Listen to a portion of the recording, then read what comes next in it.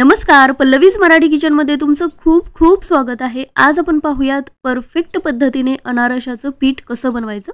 रेशनचा तांदूळ नसेल तर कोणता वापरायचा, या दिवसांमध्ये तांदूळ किती दिवस भिजवायचा, गूळ कोणता आणि किती वापरायचा, या सगळ्या छोट्या मोठ्या टिप्स सहित हा व्हिडिओ शेअर केलेला आहे, ज्यामुळे यापासून बनलेले अनारसे मस्त जाळीदार आणि कुरकुरीत बनतात। तर चला तर मग रेसिपीला सुरुवात करूया।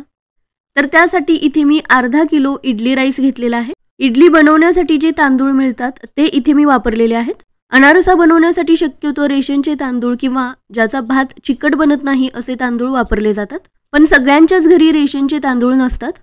त्यामुळे आज इडली राईस वापरून हे अनारशाचं पीठ कसं बनवायचं हे आपण पाहणार आहोत। याऐवजी कोलम तांदूळ सुद्धा वापरू शकता किंवा ज्याचा भात शिजवल्यानंतर घुगऱ्यासारखा बनतो तो सुद्धा वापरू शकता।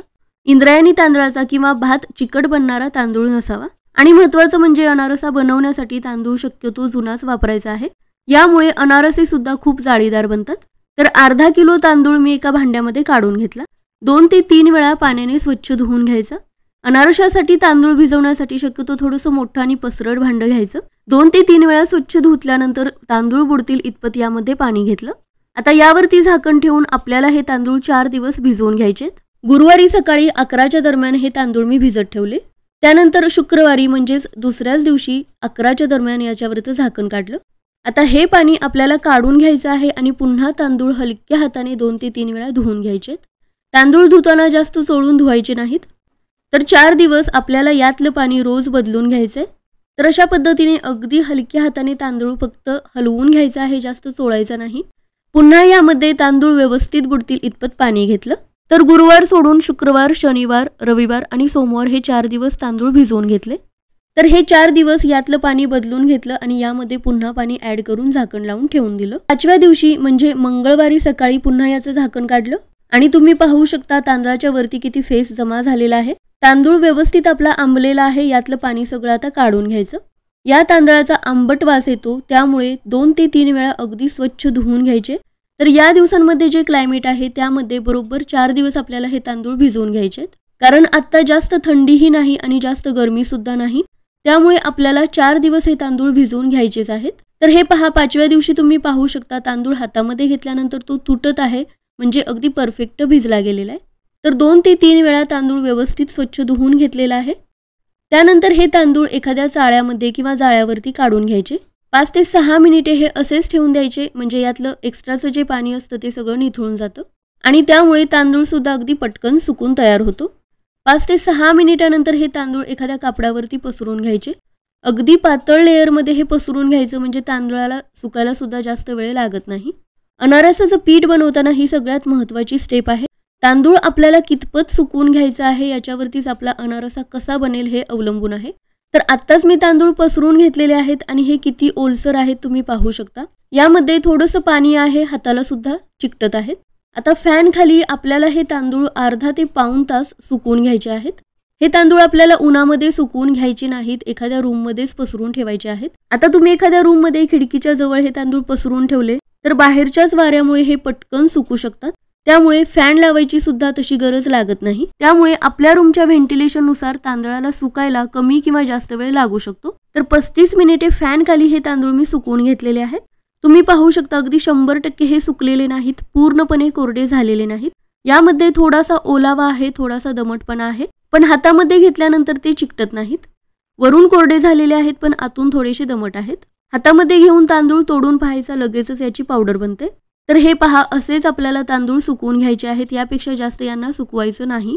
तांदूळ जास्त कोरडे झाले, यातला दमटपणा जर निघून गेला, अनारशाचं पीठ कोरडं बनतं आणि अनारसा थापून घेताना त्याच्या कडेला चिरा पडू शकतात आणि तांदूळ जास्तच ओलसर राहिले तर पीठ सुद्धा पातळ होतं आणि अनारसा थापताच येत नाही। त्यामुळे तांदूळ सुकवून घेण्याची स्टेप खूप महत्त्वाची आहे। अशाच पद्धतीने तांदूळ आपल्याला सुकवून घ्यायचा आहे। हातामध्ये घेतल्यानंतरच समजतं बाहेरून हा कोरडा झालेला आहे, पण आतमध्ये थोडासा ओलसरपणा आहे। आता याचं आपल्याला पीठ करून घ्यायचं आहे, पण ते गिरणीमधून नाही तर मिक्सरमधून।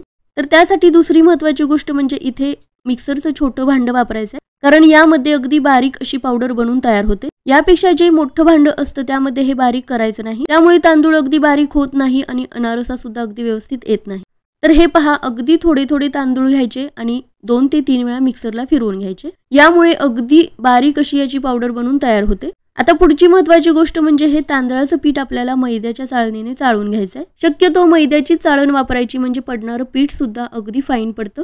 त्यामुळे गुळ सुद्धा या पिठामध्ये व्यवस्थित एकजीव करता येतो। अनारसा बनवताना किंवा थापताना याला कडेला चिरा पडत नाहीत। तर हे पहा, मैद्याच्या चाळणीने हे चाळून घेतले। शिल्लक राहिलेला तांदूळ आहे तो पुन्हा मिक्सरच्या भांड्यामध्ये घेतला। यामध्ये पुन्हा थोडेसे तांदूळ ऍड केले, पुन्हा 2 ते 3 वेळा मिक्सरला फिरवून घेतलं। तर अशा पद्धतीने अगदी थोडं तांदूळ घेऊन अगदी बारीक असं पीठ बनवून घ्यायचंय। अनारशाचं पीठ अगदी परफेक्ट येण्यासाठी या सगळ्या स्टेप्स खूप महत्त्वाच्या आहेत। तर अशा पद्धतीने सगळ्या तांदळाचं बारीक असं पीठ करून घेतलं।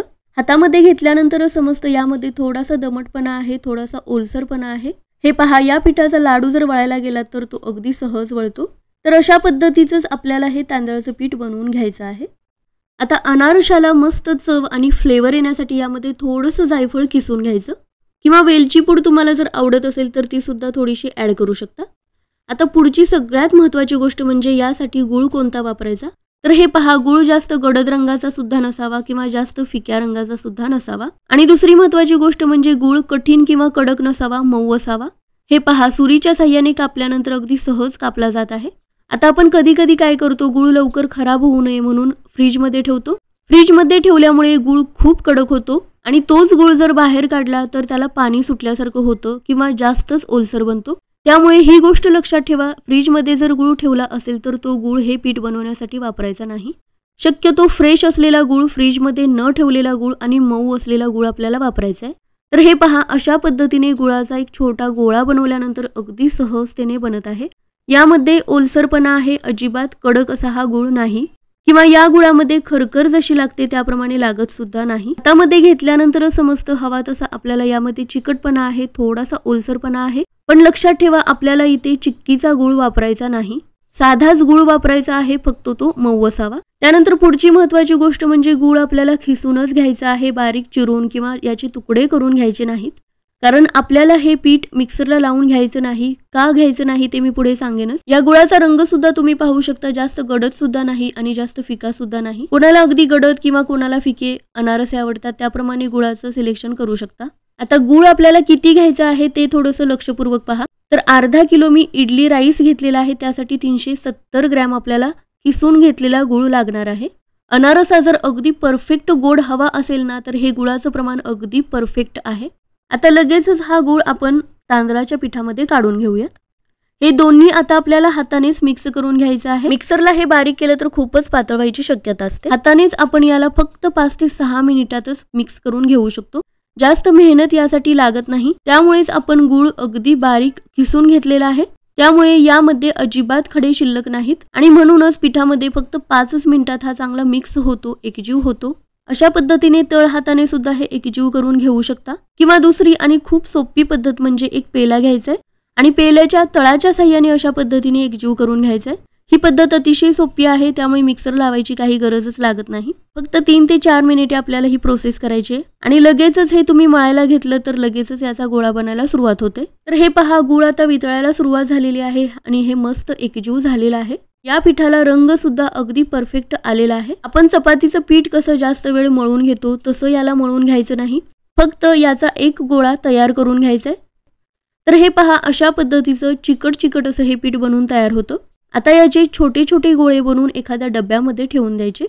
आता हे पीठ आपल्याला थोडा वेळ तरी भिजवून घ्यायचंच आहे, त्यानंतरच अनारसे बनवू शकतो। या पिठाची कन्सिस्टन्सी आता तुम्हाला पातळ वाटत आहे, पण हे पीठ 1 दिवस जरी भिजलं ना तरी याची कन्सिस्टन्सी लगेचच बदलते। अनारसे बनवण्यासाठी अगदी परफेक्ट कन्सिस्टन्सीचं हे पीठ बनवून तयार होतं। तर फक्त अर्ध्या तासानंतर हे पीठ मी तुम्हाला दाखवत आहे। हे व्यवस्थित घट्ट व्हायला सुरुवात झालेली आहे, याचा गोळा सुद्धा व्यवस्थित बनत आहे। हे पहा, फक्त अर्ध्या तासातच याचा गोळा सुद्धा अगदी व्यवस्थित बनत आहे। लगेचच आपण याचे अनारसे बनवू शकतो। पण अनारसे मस्त जाळीदार आणि कुरकुरीत होण्यासाठी हे पीठ आपल्याला 5 ते 6 दिवस पुन्हा आंबवून घ्यावं लागतं। पण याचे तांदूळ आपण 4 दिवस भिजवून घेतलेले आहेत। अर्ध्या तासानंतर जरी याचे अनारसे बनवायला घ्याल तरी सुद्धा ते जाळीदार बनतील आणि कुरकुरीत बनतील। पण हे पीठ मी पूर्ण 1 दिवस आंबवून घेणार आहे आणि दुसऱ्या दिवशी सकाळी तुम्ही पाहू शकता हे पीठ किती घट्टसर बनलेलं आहे। अगदी पेढ्यासारखी याची कन्सिस्टन्सी आलेली आहे। तर हे पहा, एक याचा छोटा गोळा करून पाहिला, अगदी परफेक्ट बनतोय। अनारसे बनवण्यासाठी पिठाची हीच कन्सिस्टन्सी आपल्याला हवी आहे। तर हे पहा, अगदी पेढ्यासारखं हे घट्टसर झालेलं आहे। हातावरतीच हे थोडंसं मी तुम्हाला थापून दाखवत आहे. तुम्ही पाहू शकता याच्या कडेला अजिबात चिरा पडत नाहीत आणि व्यवस्थित थापलं सुद्धा जात आहे. जास्त पातळ नाही आणि जास्त घट्टही नाही. परफेक्ट अनारशासाठी परफेक्ट पीठ बनून तयार झालेलं आहे. आता हेच पीठ वापरून छोट्या मोठ्या सगळ्या टिप्स सहित अगदी परफेक्ट जाळीदार कुरकुरीत अनारसे कसे बनवायचे हे पुढच्या व्हिडिओमध्ये आपण पाहणारच आहे. हा व्हिडिओ खूप मोठा होईल, त्यामुळे अनारसे बनवण्याचा खूप डिटेल्ड व्हिडिओ शेअर करणारच आहे. तर या पद्धतीने हे पीठ नक्की बनवून पहा. रेसिपी आवडली असेल तर लाईक करा, शेअर करा, चॅनेलला सबस्क्राईब करायला विसरू नका.